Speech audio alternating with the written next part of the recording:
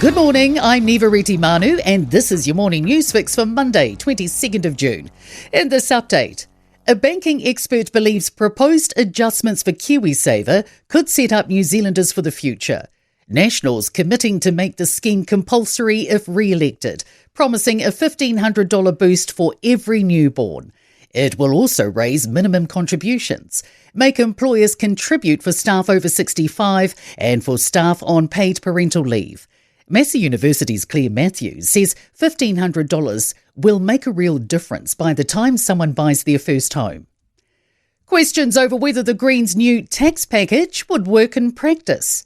The party's tax package includes a 2.5% tax on the net assets of the super rich above $10 million.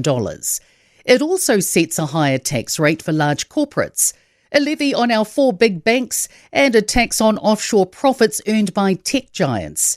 PwC tax partner Sandy Lau told Ryan Bridge other countries have found wealth taxes can be difficult to administer and enforce. She says a lot of commentary has been around compliance costs. High-stakes peace negotiations between Iran and the US are underway in Switzerland. Pakistan and Qatar are mediating, and a number of Iranian and US officials are there, including US Vice President J.D. Vance.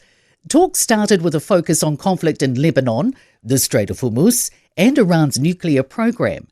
US President Donald Trump has vowed to resume bombing and take over the strait if a deal isn't reached. Vance says the talks won't solve every disagreement, but will allow both parties to figure out what matters most to them and settle those issues. Britain's Observer newspaper claims Sir Keir Starmer is expected to resign and set out a timetable for his departure. It says the Prime Minister will quit after reaching the conclusion that his position is no longer tenable after speaking to cabinet ministers, advisers, donors and trade union leaders. The paper says senior Labour figures are expected to make a clear statement on his future overnight. Moana Pacifica talked of being in a difficult financial space for years before it was liquidated.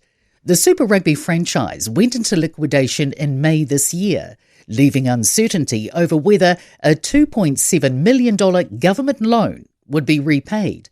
Communications obtained by Newstalk ZB under the Official Information Act show the club wrote to Sport NZ multiple times saying finances were tight.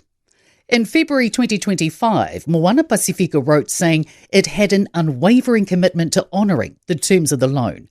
Sport NZ's now working with liquidators to seek repayment. In sport, the Black Caps have produced a galvanising team performance to beat England by 253 runs in the second cricket test at the Oval.